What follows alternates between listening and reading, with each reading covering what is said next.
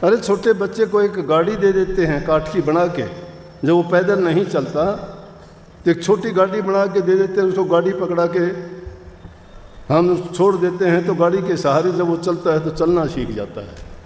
और जब चलना सीख जाता है गाड़ी को एक तरफ फेंक देता है, नहीं रखता गाड़ी, वो दौड़ता फिरता है। नाम भक्ति भी यही चीज है। उस नाम का कभी भूले से चिंतन करने का सोचते हो क्या? आप भक्त लोग हो, आप अभ्यासी हो, आप नाम के रसिया हो, आप अपने जीव का कल्याण चाहते हो और उस जीव के कल्याण के लिए जो आवश्यक चीज़ें हैं वो जब आप सभी पूरी कर लोगे तो आपका कल्याण आपको पता ही लग जाएगा कि मैंने अपनी ज़िंदगी में क्या पा लिया, क्या कर लिया। अरे एक आदमी बुरे करके खोटे मंदे कर्म करके जब ये कह देता है कि मैंने अपना सर्वस्व नाश कर लिया, सुने हो देखे होंगे ना ऐसे लोग कि मैंने अपने हाथों से ही अपना नाश कर लिया। पता कब चलता है? जब नाश कर लिया। तो जब अपने हाथों से नाश भी कर लेते हो तो अपने इन हाथों से, अपने कर्मों से और अपनी सोच, अपने विचार से अपने कर्म को बना के अच्छा भी तो कर सकते हो। संतों का यही उपदेश है। जरूरी चीज़ें हैं। आज समाज में देखते हैं नशे, शराब का, सुल्फा, गांजा, अफीम, चरस, भांग, पता नहीं कैसे कैसे और भी नई नई बातें सुनते हैं, लेकिन वो नई चीज़ नहीं देखी। कम से कम दिखाओ तो वो है क्या जो आपको इस तरह से सब चीज़ों से अच्छी लगती है। मिठाई खाओगे पता लगता है कि स्वादिष्ट होती है, घी दूध खाओगे परिणाम अच्छा होगा कि अच्छा स्वास्थ्य होता है, हष्ट पुष्ट बनते हो, रंग रूप अच्छा बनता है, शरीर में ताकत आती है। लेकिन वो चीज़ जो हमें बर्बाद करती है, उस चीज़ को अपना के हम कितना नुकसान करते हैं वो सोचते नहीं हैं। और जब आदी हो जाते हैं तो उसके गुलाम हो जाते हैं, उससे बचा नहीं जाता। बुरी चीज़ के जैसे गुलाम हो गए ना संत लोग, उसी प्रकार से उस नाम के भी आदि उसी तरह हो जाते हैं जिस प्रकार से एक नशा करने वाला व्यक्ति नशे का आदी हो जाता है। जैसे वो नशे के बिना नहीं रह सकता, इसलिए नाम भी नशा है, भक्ति भी एक नशा है। और तुमने उसकी आदत डाल ली, अगर कभी भी थोड़े भी भटके तो तुम्हें अपने आप पर बड़ा आप ये महसूस करोगे कि मैंने पाप किया है, मैंने अन्याय किया है, मैंने गुरु के वचन को तोड़ा है, मुझे जो काम करना चाहिए था वो मैंने नहीं किया। अपने आप को जो इंसान लानत देता है वो कभी भटकता नहीं है। अपने दिल से ही अपने आप को जो सज़ा दे लेता है उसको और सज़ा देने की ज़रूरत नहीं है। परंतु हमने तो आदत बिगाड़ी हुई है अपनी। इस दुनिया के रोज़ाना खोटे मंदे कर्म देखते हैं, हम भी उन कर्मों को करते हैं और करने के बाद पश्चाताप भी नहीं करते। उसको छिपाने के लिए लाखों झूठ बोलना शुरू कर देते हैं और उन झूठ के पीछे झूठ से झूठ जुड़ जाती है, पाप से पाप बढ़ जाता है और उसका ऐसा ढेर लग जाता है, उसको मिटाना और हटाना बड़ा कठिन होता है। हमारे समाज को ये नशा रूपी डिमक बर्बाद करती जा रही है। लापरवाही हमारी है। हम अपने बच्चों के प्रति आश्वस्त हैं, उनसे निर्बाध प्यार करते हैं, उनकी कमी को हम देखते नहीं, खोजते नहीं, उसकी कमी पर पर्दा भी डालते हैं। कोई बताता और कहता है तो हम उसका सुनना नहीं चाहते, क्योंकि हम अपनी संतान के बारे में, अपने बच्चों के बारे में अगर कोई सच्ची भी कहता सुनना नहीं चाहते। लेकिन अगर कोई दूसरा इंसान तुम्हारी या तुम्हारी संतान की या किसी की भी गलती बताता है, अगर वो द्वेष से कहता है तो गलत बात है। अच्छे काम का अगर आलोचना करता है तो बुरी बात है, लेकिन जो किसी की बुराई प्रकट करता है तो वो उसके लिए बड़ा नेक इंसान है। उसका बुरा नहीं, उसका एहसान मानना चाहिए कि जिस चीज़ का हमें नहीं पता दूसरे इंसान ने हमारे बारे में, हमारे बच्चों के बारे में, हमारे घर के बारे में जो लोग उसको कमी की दृष्टि से देखते हैं वो उन्होंने प्रकट कर दी, तो हमें एहसान मानना चाहिए कि हम उस कमी को दूर करें। उसके साथ द्वेष रखने के बजाय उस कमी को दूर करना चाहिए। जब तक ये कमियां दूर नहीं होती ना, किसी गुरु से नाम ले लेना, कितना बड़ा नाम ले लेना, कितना बड़ा गुरु होना, कितना बड़ा तुम्हारा धर्म होना, तुम्हें कोई फायदा नहीं मिलेगा। फायदा जब मिलेगा जब इन कमियों को दूर करोगे आप। जब ये कमियां दूर हो जाएंगी तो मैं कहता हूँ भक्ति तुम्हारे लिए इतनी सहल हो जाएगी कि फिर तो तुम्हें राम के पीछे नहीं जाना पड़ेगा, राम तुम्हारे पीछे भागेगा। कबीर साहब ने स्पष्ट शब्दों में कही, माला फेर न हर भजूं, मुख से कहूँ न राम, मेरा साईं मुझको भजत तब पाऊँ विश्राम। फिर तो ना माला फेरने की ज़रूरत है, ना उसको याद करने की ज़रूरत है, और ना ही जबान से उसका नाम लेना भी ना ज़रूरत नहीं। क्या करेगा कि वो अपने आप ही आना शुरू हो जाएगा। क्यों आ जाएगा? कि जहाँ पवित्रता है, जहाँ शुद्ध हृदय है, जिसकी भावनाएं पवित्र हैं, प्रभु का वास उसी जगह पे होता है। निर्मल जन सोई मोई भावा, निर्मल जन जो पवित्र आदमी है, उसका पवित्र हृदय है, मुझे वही अच्छे लगते हैं। छल छिद्र वो कपट में सुहावा, मुझे छल छिद्र कपट ये चीज़ें मुझे अच्छी नहीं लगती। इसलिए इन चीज़ों को अगर दूर कर दिया, प्रभु के प्यारे हो गए हम। नाम कहाँ दूर रह गया? नाम की तो जब ज़रूरत पड़ती है, जब तक वो हमारे अंदर विरोधी भावनाएं ठाठे मार रही हैं, हृदय उनसे भरा पड़ा है, कचरा वो निकलता नहीं हृदय से। रात दिन उधेड़ बुन वही लगी रहती है। जो हमारा नेकी करता है, भली करता है, उसके बारे में कभी हम ख्याल भी नहीं करते। दुष्ट आदमी का चिंतन हमेशा रखते हो। मन की भावनाएं पवित्र कैसे होंगी? इसलिए अच्छे विचार, अच्छे ख्याल, अच्छी आदतें डालो। बुराइयां, निंदा, ईर्ष्या, चुगली, कपट, इन बातों से बचो, क्योंकि उन बातों से हमें कोई हित हमारा नहीं होने का, हमें कोई उनसे फ़ायदा नहीं मिलने का। उन पर हम क्यों समय बर्बाद करें? हमें फ़ायदा मिलेगा अच्छे वचन के सुनने से, प्रभु का गुणगान करने से, उनको याद करने से। जिसको याद करोगे वैसे ही तुम्हारी भावना हो जाएंगी। रामायण में आता है, जाकी रही भावना जैसी, तिन देखी प्रभु मूर्त तैसी। जिसकी जैसी भावना होती है, उसकी वैसी ही वो मूर्त देखता है दूसरे के अंदर। पवित्र आदमी किसी को बुरा नहीं सोचेगा, सबको सोचेगा सब भगत लोग हैं। और दुष्ट आदमी किसी को अच्छा नहीं सोचेगा, वो कहेगा सब ऐसे ही हैं, सब झूठे हैं, सब कपटी हैं। इस युग में मैं कहता हूं कि नाम भक्ति करना तो बहुत कठिन है उन लोगों के लिए जो इन आदतों में फंसे हुए हैं, और जिन्होंने इन आदतों का त्याग कर दिया। उसके लिए मैंने पहले ही बोल दिया कि उनके लिए ये मार्ग सुगम भी बहुत है। मैंने सीधे शब्दों में कही है, कबीर साहब ने थोड़े दूसरे शब्दों में इसी बात को कही है। वो कहते, पिया का मार्ग कठिन है खांडे की धारा, डगमगे तो गिर पड़े नहीं उतरे पारा। पिया का मार्ग इतना कठिन है जैसे तलवार की धार। तलवार की धार पर चल सकता है क्या कोई? नहीं। अगर उस पर चलते हो तो बड़ा आदमी को चौकन्ना होके बड़ी सावधानी के साथ चल सकता है, लेकिन अगर उससे गिर जाता है तो चकनाचूर हो जाता है। परंतु आगे उसी बात को फिर कह दिया कि इतने कठिन भी ना मानो। कठिन वो है नहीं, कठिन हमने बना दिया। इंसान के लिए कुछ कठिन नहीं है, इंसान के लिए कोई चीज़ मुश्किल नहीं है। परमात्मा के बाद अगर कोई जीव कुछ हैसियत रखता है, कुछ कर सकता है, तो वो इंसान है। दूसरे किसी जीव में ये ताकत नहीं है। परमात्मा के सिवाय दूसरा दर्जा इंसान का है। परमात्मा ने चाहे इंसान की सृष्टि बना के अपने आप को छिपा लिया, लेकिन इंसान ने प्रयत्न करके उसको ढूंढ लिया, उसको ढूंढ लिया, पा लिया, लेकिन उसका तरीका है। तो ये ताकत इंसान में ही है। प्रभु ने तो कह दिया था कि मैं तुमको बना के तुझे मिलूंगा नहीं, लेकिन इंसान में वो ताकत भी दे दी थी कि अगर तू खोजेगा, सच्चा खोजी बन के आएगा, तो मैं तुझे मिल जाऊंगा पल भर में। क्यों कह दी कबीर साहब ने, मोह को कहाँ ढूंढ रहे बंदे, मैं तो तेरे पास में। कहाँ ढूंढने जाते हो? मैं मंदिर में नहीं, मैं पूजा में नहीं, मैं पत्थर में नहीं, मैं पानी में नहीं, मैं तीर्थ में नहीं, उपवास में नहीं, मैं तुम्हारी सांसों के सांस में रहता हूँ।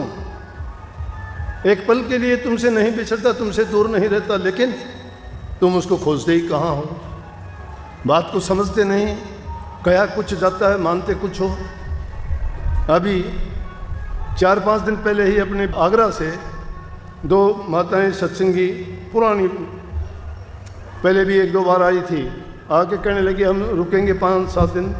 मैं जब तक आपकी मर्जी रुको, मैं 2 दिन तो बाहर जाता हूँ, अगर कोई बात तो मिल लेना। सत्संग सुना, शब्द वाणी होती थी, आरती बेनती होती थी, सुन के बड़ी मस्त हुई। कहने लगी जी बहुत मज़ा आया। फिर कहने लगी कि जी एक बात पूछनी थी आपसे। माँ पूछो, पता होगा तो ज़रूर बताऊंगा। कहने लगी जी ये कहते हैं कि ध्यान करो इन आँखों के पीछे, आँखों के पीछे। बोले वो आँखों के पीछे कौन सी जगह है? मैं बोला जिन आँखों से देखती हो आप। बोले हाँ। कहाँ देखती हो? बोली सामने। और आँखें बंद करके देखोगे तो कहाँ जाएगी? पीछे। जब साधारण सी बात है, हम कहते हैं कि ये आंखें तो बंद कर लोगे, ध्यान लगाओगे तो कहाँ जाओगे? सूरत कहाँ बैठी मिलेगी?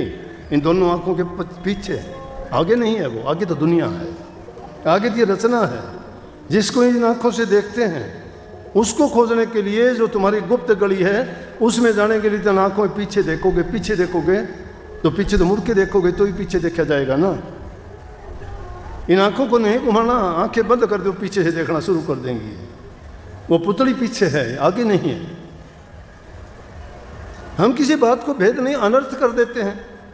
ऐसे ऐसे गुरु बैठे जिनको कोई पता नहीं, आता नहीं, महापुरुषों की वाणी को उठा के अर्थ का भी अनर्थ करते हैं। अपनी मन मर्जी का पता नहीं क्या का क्या बकते रहते हैं। अरे भले पुरुषों, जिसकी खोज करके जिन्होंने उन रूहानी दर्जों का वर्णन किया, हमारी औकात इतनी है कि कभी भोले से 1 मिनट के लिए हम नाम का सुमरण तक नहीं किया और गुरु बन के प्रचार करने लगे, महापुरुषों की वाणियों का व्याख्यान करने लगे। ताज्जुब होता है। ना कभी गुरु के पास गए, ना सेवा की। चादर के फटकारे देते हैं, नकल करते। चादर के फटकारे से गुरु बन गया, मंडासा मारने से गुरु बन गया, दाढ़ी रखने से गुरु बन गया। अरे गुरु नाम तो ज्ञान का है, ज्ञान कहाँ है? गुरु नाम तो करनी का है, करनी की क्या किसी ने? जिन्होंने कभी नाम भक्ति नहीं की, करनी नहीं की, सेवा नहीं की, प्रेम नहीं किया, जिसके हृदय में दया नहीं है, कपट के भरे हुए हैं, वहाँ कहाँ नाम भक्ति होगी? वो खुद का कल्याण नहीं कर सकते, दूसरों को कहाँ लेके जाएंगे? इसीलिए ये जीव भटका दिए, सच्चाई से दूर चले जाते गए, बंधन में बांध दिया गया उनको कि हमारे सिवाय कहीं गुरु नहीं है। गुरु तो राजा और बादशाह बन के बैठ गए, शिष्यों को देखने तक का, बात करने तक का मौका नहीं मिलता। शिष्य बेचारा क्या करेगा? अब गुरु की जरूरत, गुरु तो रहबर होता है, रास्ता दिखाने वाला होता है, उंगली पकड़ के शिष्य को रूहानी दर्जों की सैर कराता है। नाम की टिकट मिली है तो उस नाम की कमाई करो, अभ्यास करो, सेवा करनी सीखो। सेवा भी करते करते प्रेम से करो, ये नहीं कर्म अच्छा करो। सेवा करते करते तुम्हारे से गलती हो जाती है तो उसका भी उल्टा कर्म और उल्टा प्रभाव पड़ जाता है कई बार। वो भी बड़ा सोच के करना चाहिए और हमें पता तक नहीं लगता हमने क्या बुरा कर दिया। 10वें गुरु गोविंद सिंह के टाइम की बात है, सत्संग चल रहा था। एक मदारी आया, मदारी ने आके गुरु साहब से अर्ज करी कि जी मैं कुछ अपने इस रीछ के साथ कर्तव्य दिखाना चाहता हूँ,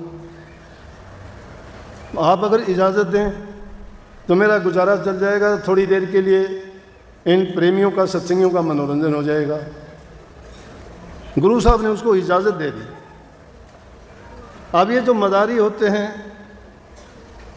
ये जादू का खेल दिखाने वाले होते हैं, ये छोटे मोटे ऐसे काम करते हैं जिसको देख के बड़ा मनोरंजन भी होता है, बड़े हंसते भी हैं। तो उसने रीछ के साथ बड़े अजीब अजीब से कर्तव्य दिखाए, बड़े खेल दिखाए। और जब वो खेल दिखाए तो जितनी संगत के लोग बैठे हुए थे उसका बड़ा आनंद ले रहे थे, हंस रहे थे। गुरु साहब भी मुस्कुरा रहे थे कि आश्चर्य की चीज़ होगी तो सबको वो ऐसा दिखाई तो देती है, सबके मन को लुभाती भी है, अच्छी भली भी लगती है, भली चीज़ भली लगेगी। जिस प्रकार से वाणी अनेक प्रकार की है, जैसे ये वाणी थी, चेतावनी की वाणी है, चेताया गया है इसमें। क्या वाणी? मुसाफिर। हम मुसाफिर हैं। मुसाफिर पथिक, रास्ता चलने वाला, चलता है, मंजिल की तरफ जा रहा है, थक जाता है, आराम करता है, थकने के बाद मन नहीं करता कि चलूं कि नहीं चलूं, रास्ते में छोड़ दूं।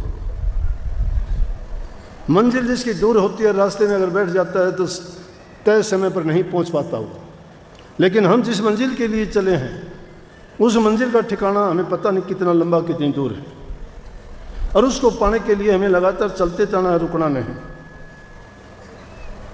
कितने ही रास्ते में बाधा आएंगी, तकलीफ आएंगी। आध्यात्मिक मंजिल को पाने के लिए अनेकों प्रकार के कष्ट हमारे सामने भी आएंगे। तो एक चेतावनी वाली जो चीज़ होती है तो इंसान के दिमाग में बात करती है कि ऐसा करना चाहिए। भयानक होती है तो डर लगता है इंसान को कि ओह मेरे से पाप हो गया, मुझे सज़ा मिलेगी। अगर ये डर नहीं होता तो इंसान पाप पे पाप करेगा। एक रोचक होती है जिसको देख के आदमी को बड़ी खुशी होती है, आनंद होता है।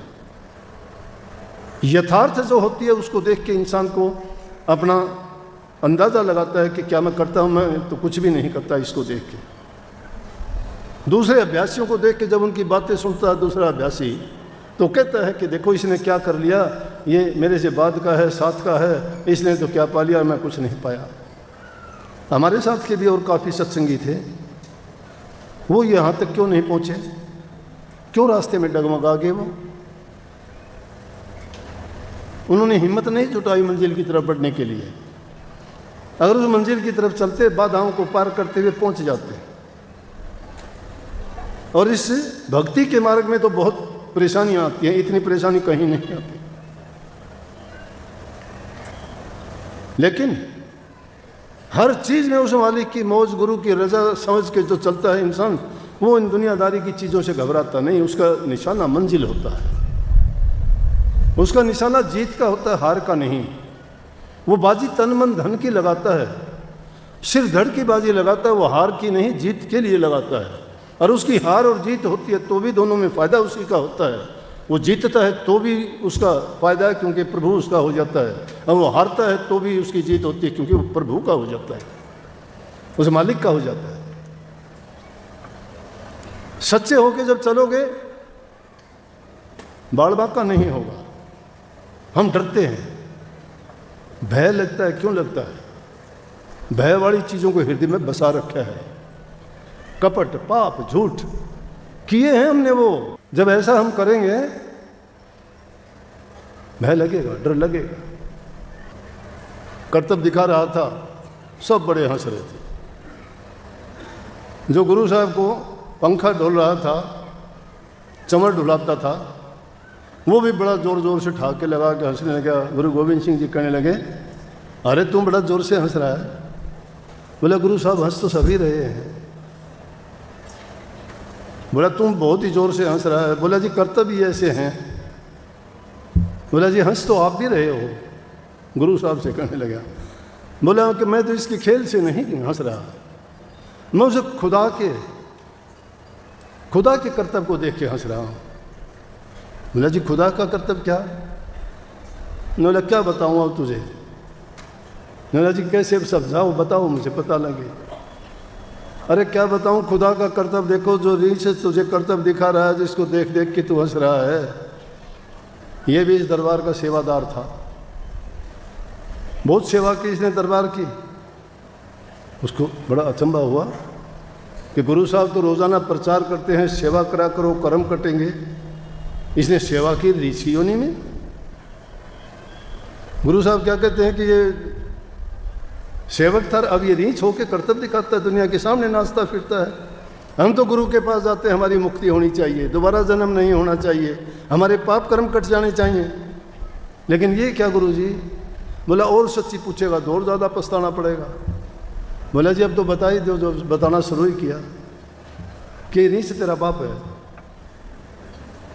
चंवर छूट गया आज से चंवर छूट गया करते करते। बोला जी जब सेवा करते करते मेरे बाप ने पूरी जिंदगी सेवा की आपकी, आपके दरबार की, और इतनी सेवा करते निर्बाध है, कभी उसने आराम नहीं किया, कभी छुट्टी नहीं की, और फिर उसको रीछ की योनि मिली।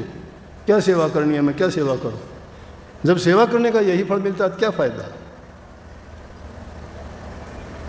बोले जी ये और समझा दो। बोला के बात सुनो, सेवा की तेरे पिताजी ने, लेकिन उसे सेवा को समझा नहीं। वो किस ढंग से सेवा की? सेवा में कोई चूक नहीं थी। हर एक इंसान की जबान पे उसका नाम था कि भाई शोभाराम बड़ी सेवा करता है। भाई शोभाराम इतनी चंवर डुलाता है कि दूसरे आदमी को वो पंखा ही हाथ नहीं देता, चंवर उसी के हाथ में रहता है। गुरु साहब की इतनी सेवा करने वाला, इसके तो सभी कर्म कट जाएंगे, ये तो अपने जीवन को सफल कर लिया इसने तो। लेकिन हुआ क्या कि एक दिन हमारा सेवक कोई गाड़ी लेके गुरुद्वारे के सामने से गुजर रहा था कि किस कारण से इसको रीछ बढ़ना पड़ा, वो सुन ले। इतनी सेवा करने के बावजूद भी बोला कि जब गुरुद्वारे के सामने से गुजर रहा था तो सेवक और शिष्य जो होते हैं वो प्रसाद को बहुत पवित्र मानते हैं, और प्रसाद होता भी पवित्र है। आप लोग भी घरों में जो खाना बनाते हो उन्हें कितना ही अच्छा बना लो, कितने उसमें घी मक्खन मलाई डाल लो, कितने मसाले डाल लो, लेकिन वो स्वाद नहीं आएगा जो यहाँ की कड़ी रोटी खा के तुम कहोगे कि एकदम। क्यों नहीं? वहाँ जो बनता है वो खाना है, यहाँ जो बनता है वो प्रसाद है। वहाँ जो बनाता है शायद वहाँ कोई थोड़ा बहुत दूसरे विचारों से भी बनाता हुआ, यहाँ सारे हंस हंस के काम करते हैं, इतने प्यार से करते हैं कि उस खाने के अंदर प्यार ही प्यार भरा होता है, खुशी ही खुशी होती है, शांति शांति, आनंद ही आनंद, मगन होकर बनाते हैं, परवाही नहीं है। और जब उस प्रसाद को कोई खाएगा तो उसके विचार वैसे ही हो जाएंगे। जैसा खाए अन्न इंसान वैसा हो जाए मन उसका, जैसा पिएगा पानी वैसी बोलेगा वाणी, जैसा देश वैसा भेष। तो कहने लगे वो सेवक, बोला कि गुरुद्वारे के सामने से जा रहा हूँ, गाड़ी को छोड़ दिया और बैलों को छोड़ दिया कि बैल चलते रहेंगे, रास्ते में भाग के बाद में पकड़ लूँगा। और गया, भागा भागा, देखा तो वहाँ कहने लगे भाई उसी टाइम प्रसाद बांटने का टाइम हो गया। वो भाई 100 भाई प्रसाद बांटने लग गया। जब वो प्रसाद बांट रहा था तेरा पिताजी कहने लगा, तो उसने सेवक ने प्रसाद मांगा, बोला कि भाई मेरी गाड़ी निकल रही है, मुझे थोड़ा सा प्रसाद अगर मिल जाए तो धन्य हो जाऊंगा मैं, नहीं तो बैल पता नहीं कहीं और कहीं ना निकल जाए। बोला बैठ जा, जब प्रसाद शुरू होगा देंगे तुझे। अब एक आदमी को चिंता तो उसको बेचारे को बैठ कैसा जाए वो। फिर खड़ा हुआ कि भाई थोड़ा ही दे दे प्रसाद, दे दे प्रसाद लेके, नहीं तो बैल मेरे बात है। बोला अरे बैठ जाते, तेरे को कह दिया आराम से। अब जमींदार आदमी था, कपड़े भी उसके मिट्टी लगी हुई थी, कहीं पसीना था, काम करके आया था, और उसके शोभाराम के सफ़ेद चिट्टे कपड़े। बोला कि दूर बैठ, हट के थोड़ा। तीसरी बार वो खड़ा, बोला थोड़ा अगर मिल जाता तो मैं चला जाता भैया। अरे बैठ, तो रीछ की तरह उछल कूद करता है तू, क्यों रीछ की तरह उछल कूद करता है? बैठ जा, जब टाइम होगा देंगे। वहाँ प्रसाद का छोटा किणका पड़ा दिखाई देगा, उस प्रसाद के उस किणके को उठा के दोनों हाथों से, और उसने पूरे भाव से प्यार से मत्थे से लगाया और उसको खा के बोला कि भाई तू ना दे, मुझे तो प्रसाद मिल गया। और बोला मुझे क्या तू रीछ रीछ करता है, जो आदमी जैसा कर्म करता है वैसा ही हो जाएगा, मैं तो क्या रीछ, रीछ तो तू है, तू बढ़ेगा। उसको रीछ करके और वो तो चला गया, अपनी गाड़ी संभाली। बोला कि उस कारण से तेरे पिताजी ने जो कर्म किया था सारा का सारा कर्म बर्बाद कर दिया। अगर शुद्ध भावना, शुद्ध अच्छी वाणी उसको देता, अच्छा बोलता, शांति से प्यार से, तो बड़ी सेवा की थी। उसका तो क्या कहना था, हर एक इंसान के जबान पे भी था, मन में भी था, और उसकी बड़ी प्रशंसा करते थे सभी। लेकिन अपनी कमी के कारण उसने ऐसा बिगाड़ लिया कि रीछ की योनि मिली। कहने लगे जी आप तो सब कुछ कर्णहार हो, करता हो, बख्शो उनके कर्म को और उनको पुनः जो है इस योनि में लाओ, उसके कर्मों से उनको आज़ाद कराओ। उन्होंने आशीर्वाद दिया और कहते हैं कि उस रीछ को शरीर पूरा होने के बाद दोबारा इंसान की योनि मिली। उस कीर्ति ने दोबारा से चंवर उठा लिया और अपने फिर सेवा करने लग गया। इसलिए कर्म इंसान को बनाना चाहिए। कठिन से कठिन चीज़ हम छोड़ भी सकते हैं, त्याग सकते हैं, मेहनत कर सकते हैं। सब कुछ करने के बाद में एक छोटी सी बात पे सारा बिगाड़ देते हैं। पूरी ज़िंदगी करते हैं अच्छा, लेकिन एक छोटी सी गलती के कारण किया कि वाया सब नष्ट हो जाता है। तो बड़ा सतर्क रह के जो भी कोई काम करते हो, ये हमेशा बड़ी सावधानी के साथ हमें सोचना चाहिए कि कभी मेरे से भूले से भी ऐसी बात ना हो जाए कि मेरा सब करा कराया एक पल में ही नष्ट हो जाए। इसीलिए संतों ने कही कि माया तजनी सहज है, सहज है, माया को तज देता है। कोई मुश्किल बात नहीं है, बहुत लोगों ने छोड़ दी। लेकिन माया तज के भी क्या किया, मान नहीं तजा गया। माया तजी तो क्या तजी, जो मान तजा नहीं जा, मान सभी को खा गया पीर पैगंबर ओलिया। माया को चढ़ के छोड़ के साधु बन गए, संत बन गए, फकीर बन गए, लेकिन मान नहीं छोड़ा गया। मान का मतलब अहंकार नहीं गया, ईगो खत्म नहीं हुई उन लोगों की। फिर उनमें मान आ गया, किस बात का आ गया, अरे जिस मान को त्यागने के लिए हमने घर त्यागा, बच्चे त्यागे, संसार को त्याग दिया, जीभ में और इंद्रियों के रसों को त्याग दिया, लेकिन उल्टा काम कर लिया कि मान नहीं छोड़ा गया, हमारे से अहंकार नहीं त्यागा गया। और वो पता नहीं लगता इंसान को, छोटी छोटी बात में वो बात निकल आती है। एक कोई महात्मा बना था, धुना लगा रखा, बैठे बैठे थक गया बेचारे, सोचा कि थोड़ा शरीर को मैं आराम दे लूं, लेट गया। अब बिस्तर थोड़े थे उसके पास, जमीन में लेटना। जमीन में लेट के एक ईंट लगा ली सिर के नीचे, ईंट पड़ी थी। सिर तो थोड़ा ऊंचा रखते ही सबको आदत है। औरतें जा रही थी पानी भरने के लिए, सब तरह के लोग, ताना मारा औरतों ने, कहा कि देखो साधु बन गया, घर छोड़ दिया, बिस्तर छोड़ दिए, आराम नहीं छोड़ा, ईंट लगा रखी सिर के नीचे। महात्मा ने सोचा ईंट बने से महात्मा अपना खत्म हो गया तेरा। वो बेचारे ने ईंट काट के फेंक दी। दोबारा मुड़ के आई, आके देख के कहने लगी देख ले, सबके में छोड़ दिया लेकिन मरोड़ नहीं छोटी, ईंट काट के फेंक दी। कहने का मतलब इंसान मान नहीं छोड़ सकता, मान तजना बहुत मुश्किल है। माया मुश्किल नहीं है, माया छोड़ दिया। बड़े बड़े राजे महाराजे राजमहल त्याग दिए, खान पान त्याग दिए, रानी बच्चे त्याग दिए, लेकिन फिर अच्छी करने के बाद में उनमें मान आ गया, अभिमान आ गया, और अभिमान के कारण वो कहीं नहीं गए, उस गति से भी गिर के दुर्गति में पहुंच गए। इस मन के कारण उनकी सबकी गिरावट हो गई। मन के पुजारी बन जाते हैं हम। बड़ी से बड़ी चीज़ को तो त्याग देते हैं, एक छोटी सी चीज़ के उस लालच के लिए हम जो है अपना सब किया कराया बर्बाद कर लेते हैं। लेकिन उन चीज़ों को जीतने के लिए कम, एक इंसान कभी भी अहंकार ना आने दे। चाहे आप कोई भी काम करते हो, कोई भी काम करते हो, हंस के काम करो, मीठा बोलो, सबके साथ अच्छा व्यवहार करो, बड़ों का इज्जत सम्मान दो, छोटे बच्चों से प्यार करो, बराबर वालों को बराबरी का दर्जा दे के उनके साथ मित्रता का व्यवहार करोगे, कभी तुम्हें कष्ट नहीं होगा। किसी को देख के अपने मन में ये ना लाओ, अगर कोई अच्छा है, बहुत अच्छा होना चाहिए, अच्छा बनने के लिए प्रयास करो। कोई निकम्मा है तो उसकी बातों की तरफ ख्याल ना करके, निकम्मा कोई नहीं बनना चाहता, बुराई को मत अपनाओ कभी भी। उसके लिए ना समय दो, ना अपना विचार दो, और ना कभी उसके बारे में सोचो। अगर सोचना है तो अपनी बुराई ढूंढो कि मेरे अंदर कमी क्या है, मैं कैसे दूर करूं। और उनको दूर करने के लिए गुरु ने आपको वो टिकट दी है, वो आपको एक ऐसा मंत्र दिया है, एक ऐसी जड़ी और बूटी दी है। अगर बीमार तो हो तो रूहानियत की बीमारी आपको लगी है तो उस जड़ी से दूर होगी। मन में अगर मैल लगा हुआ है तो उस नाम रूपी साबुन से दूर होगा।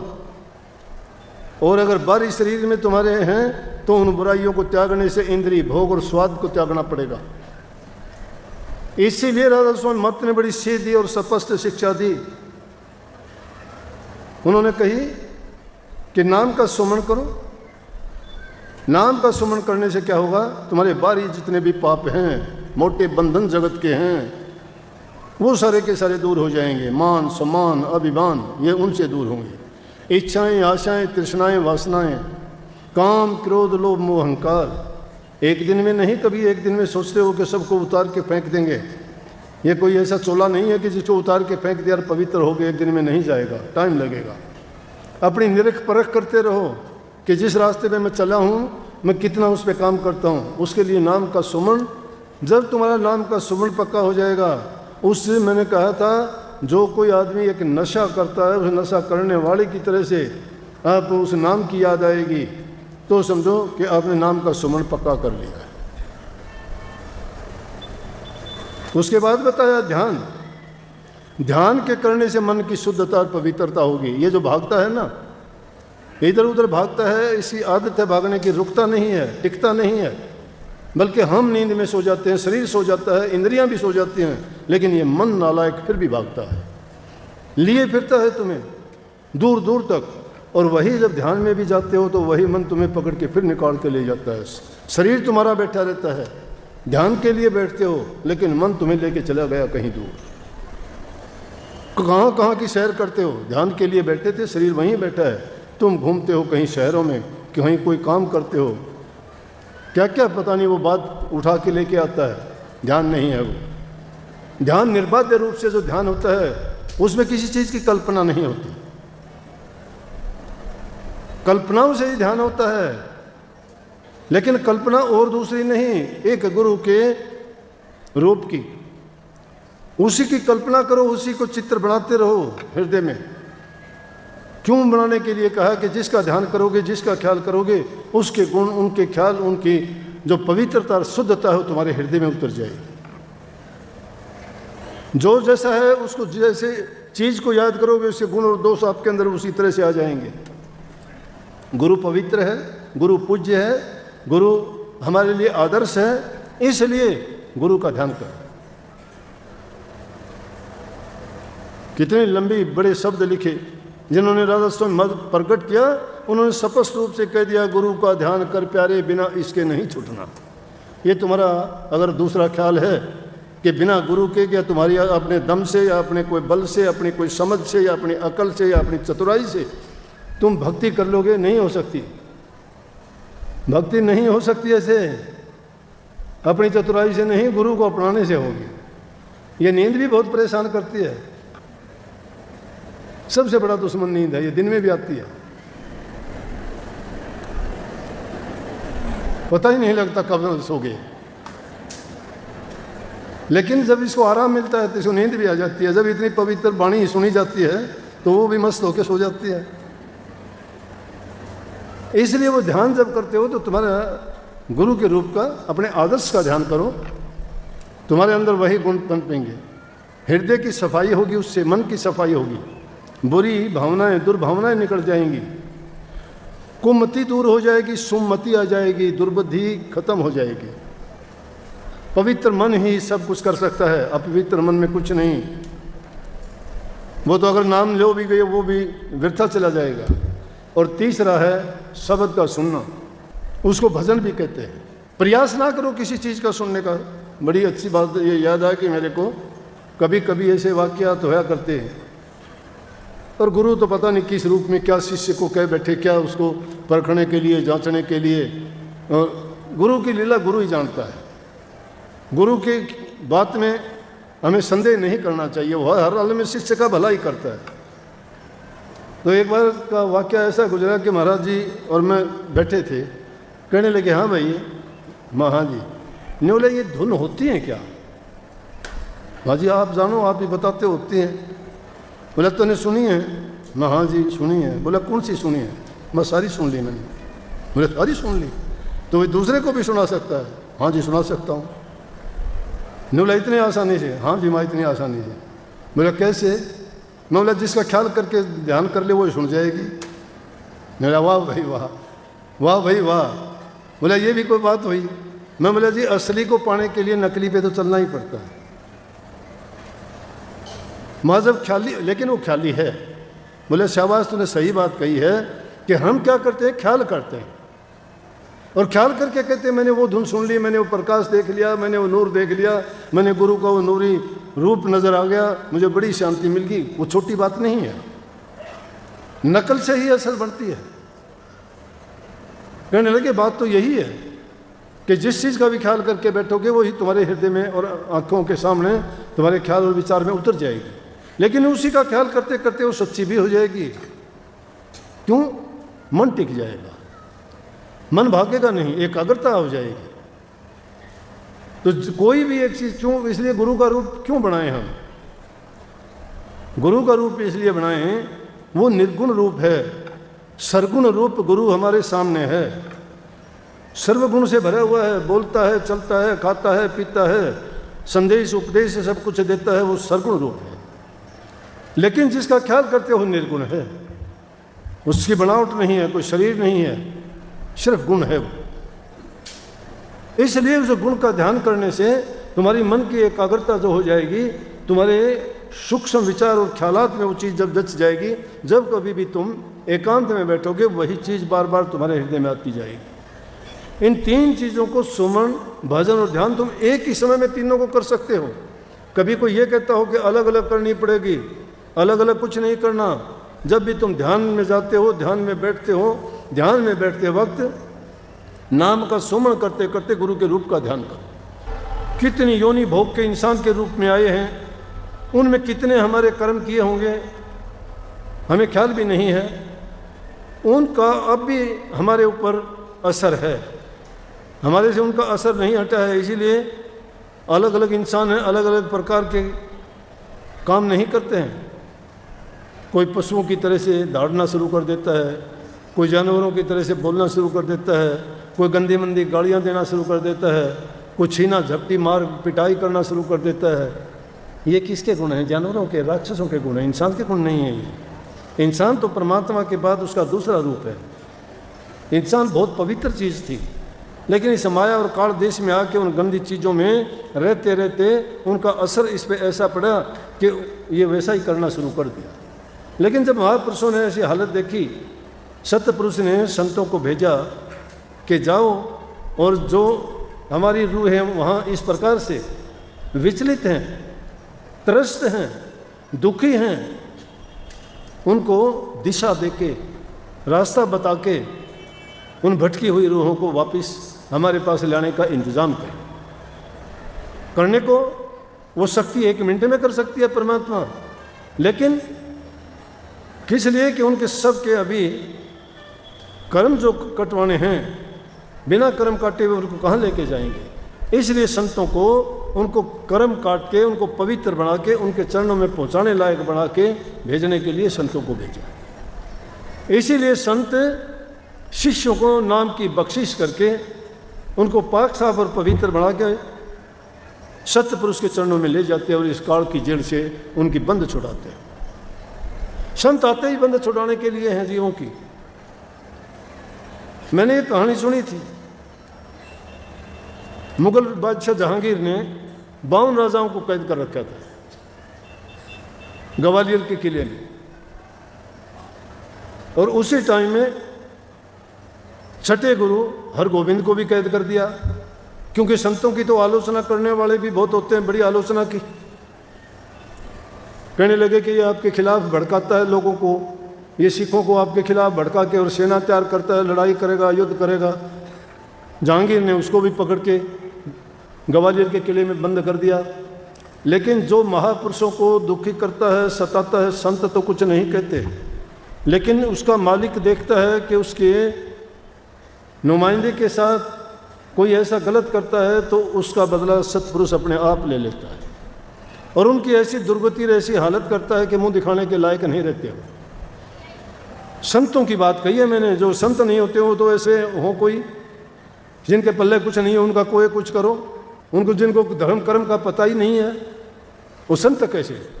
संत जो होगा वो किसी को कष्ट नहीं देगा। दुनियादार उसको कष्ट देंगे, उनको भी नहीं कहेगा कुछ भी, लेकिन उनकी संभाल मालिक अपने आप करेगा। मेरे काफ़ी दिन से ये कहानी सुन के ख्याल था कि ग्वालियर का मैं किला देख के आऊँ, जिसमें हरगोविंद छठे गुरु, छठी गद्दी के जो गुरु थे अपने सिख धर्म के, उनको बंद किया था। अभी 2 दिन पहले, 3 दिन पहले मैं जाके आया। तो कहानी क्या थी? हरगोविंद साहब को भी बंद कर दिया, राजा को कुष्ठ हो गया, असाध्य रोग हो गया, कोई इलाज नहीं। वैद्य बुलाए, डॉक्टर बुलाए, हकीम बुलाए, ज्योतिषी बुलाए, संत महापुरुषों को बुला के पूछा। सब तरह के लोग होते हैं, अपने अपने घोड़े सब ने दौड़ाए, वैद्यों ने वैदगाई करी, डॉक्टरों ने दवाई दी, ज्योतिषियों ने ज्योतिष बताई, लेकिन कोई अच्छा महापुरुष था, उसने कहा कि इसने किसी महापुरुष को कैद कर रखा है, उसके कारण जो उसको सज़ा मिली है ये ठीक नहीं होगा। उस महापुरुष को ये जब तक उससे माफ़ी नहीं मांगेगा नहीं छोड़ेगा। कहने लगे जी किसी ने ये बताया है और आपने महापुरुष को कैद किया। बोला भाई हरगोविंद सिंह को भी किया है कैद हमने, उसको रिहा करो। उसने जब रिहा करने की सोची, उनके साथ जाके बात की, उसी टाइम से उसका कोढ़ दूर होना शुरू हो गया। हरगोविंद सिंह से जाके माफ़ी मांगी, माफ़ी मांगने के बाद कहने लगे जी मैं आपको रिहा करता हूँ जेल से। बोले ना, हम तो कभी कैद होते ही नहीं, रिहा है हमारा, हमें कैद कौन करेगा। बोला नहीं जी मेरी गलती माफ़ करो और यहाँ आपको मैंने कैद किया। बोला कि नहीं, संत तो दूसरों को स्वतंत्र कराने के लिए आते हैं दुनिया से, हम बंद छुटाने के लिए आते हैं, बंद करने के लिए नहीं। मेरे से पहले वहाँ तेरे थे उन 52 राजाओं से मुलाकात होगी। बोले आपने 52 राजाओं को और कैद कर रखा, उनका क्या दोष है, उनको भी रिहा करो। मैं रिहा जब होऊंगा वो 52 भी मेरे साथ रिहा होंगे। बोले जी ये तो क्या बताऊँ, अब चक्कर में पड़ गया कि उसको रिहा नहीं करे तो उसका कोड दूर नहीं हो। अब उससे वादा कर लिया जी आपको रिहा करता हूँ और सबको करे, तो फिर वो राजापन कहाँ रह गया। उसने एक युक्ति निकाली जहांगीर ने, कहने लगा जी आपका चोला पकड़ के जितने निकल जाएंगे ना, चोले की कली पकड़ के उतने स्वतंत्र हो जाएंगे। उन्होंने हुक्म दे दिया, हरगोविंद सिंह जी ने हुक्म दिया कि जाओ एक चोला बनवा के लाओ जिसमें 52 कलियाँ, 52 कली का चोला बनवा दिया और सभी राजाओं से कह दिया कि एक एक कली पकड़ो, सबको एक एक कली पकड़ा के 52 को बाहर गया। कहने का मतलब संतों का, संत संसार के जीवों के बंध काटने के लिए आते हैं। मैंने भी एक शब्द लिखा, सतगुरु बंधन काटने आए री कोई कटवाना चाहे। संत बंधन काटने के लिए आते हैं, लेकिन किसके कटते हैं, जो कटवाना चाहता है। कटवाना चाहने वाले की बात क्या है, जो गुरु की बात को मानता है, गुरु की आज्ञा का पालन करता है, गुरु भक्ति करता है, गुरु के कहे अनुसार चलता है।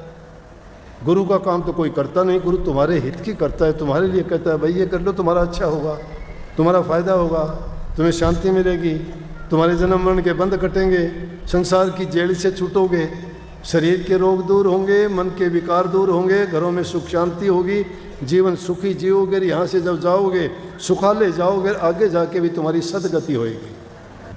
अनावश्यक चीज़ों का प्रयोग करना, टाइम बे टाइम का खाना, टाइम पे टाइम का सोना, उठना, बैठना, जागना।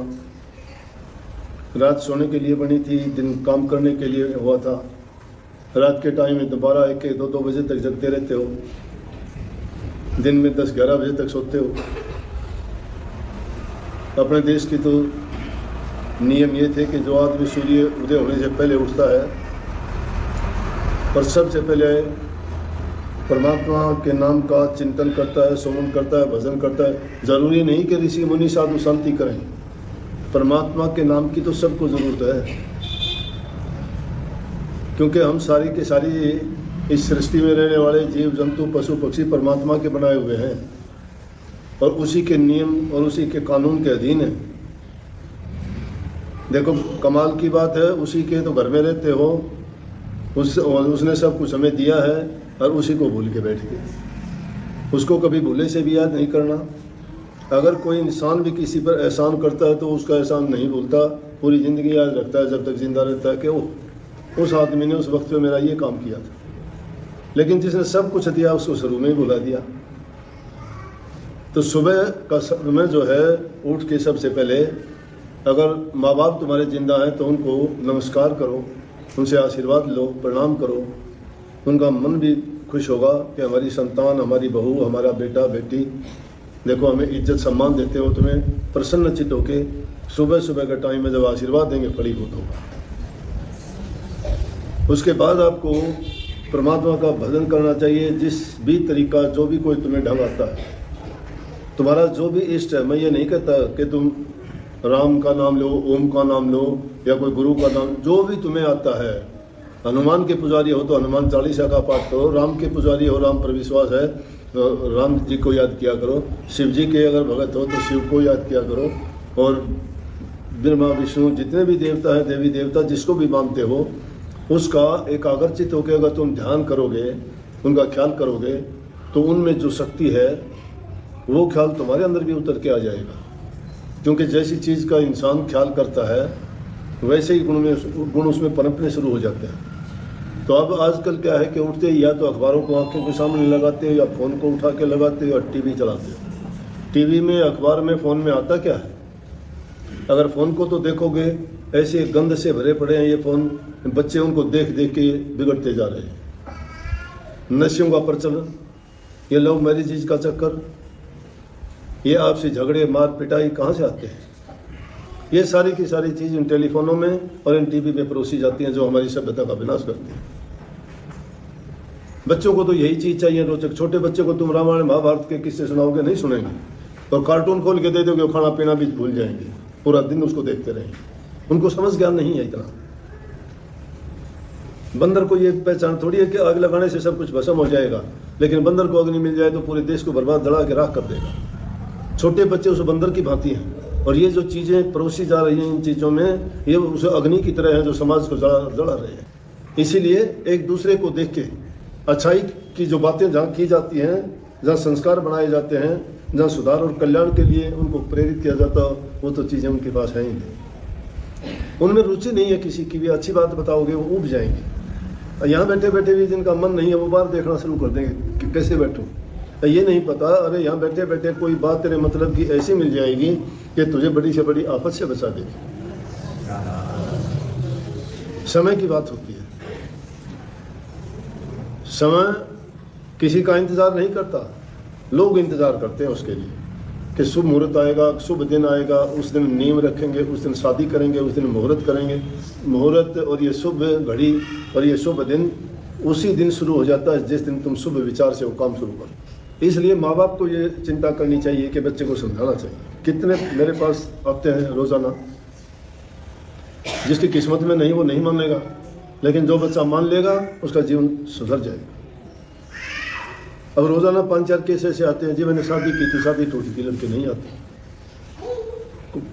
कोर्ट में केस चलता है जी, नहीं मानते, कहती है कि ना तलाक दो ना तन छोड़ो। ठीक, कोई आता है जी इतने लाख रुपये मांगते हैं, हम तो गरीब भूखे हैं, हमारे पास कुछ भी नहीं है, कहाँ से दे पैसा। हम कहते हैं जड़ में डाल दो पैसे। क्या ज़माना आ गया, किसी को उजाड़ के तुम्हें क्या मिल जाएगा।